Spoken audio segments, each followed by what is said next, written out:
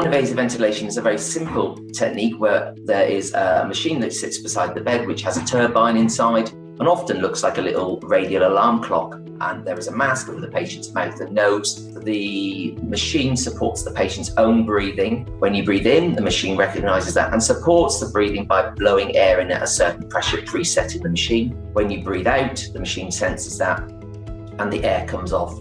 This therefore improves oxygen levels in the blood and removes carbon dioxide levels from the blood. It's a clever little machine in that it responds to you initiating breathing. And the natural thing, once you're used to it, is to go with the flow. Within seconds, you're breathing at the rate of the machine rather than fighting it. So it becomes quite a hypnotic, meditative state. Feels funny at first, but they gave me a full face mask, which goes all the way around. I love it. I'll never take my mask away from me. I've been on a ward where someone has just had their machine, and so I could actually talk to them about it. Getting a technique for actually putting it on, feeling comfy with it. I look at it as being a friend and not a foe. Carers and partners and other loved ones or agency carers are essential to ensuring success with not just NIV but also with physiotherapist where a patient needs assistance. We'll make sure that carers have training in use of the device and understand fully why it's necessary, so the indications of use.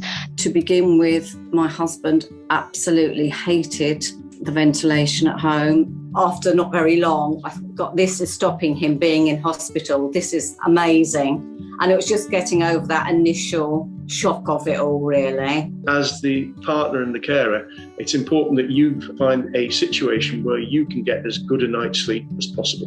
And if that means going to sleep in the other room, you do that, because it's far better that you're in good condition to help rather than you being exhausted as well.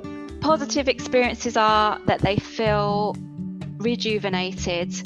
They didn't realise quite how unwell they'd got. They feel that they have more energy to be able to achieve what they want to achieve in the day. So whether that's go back to work for some patients or achieve hobbies or just their activities of daily life that they want to achieve. Being able to sit down, read a book, watch television without falling asleep are really, really life-changing events. So I was lethargic because obviously I wasn't getting the sleep. Sit down 5 minutes, have a cup of coffee. By the time you've woken up, the coffee's so cold. And then they told me I needed this machine to sleep with to keep my airways open. Finally slept after 15 years of not having a good night's sleep.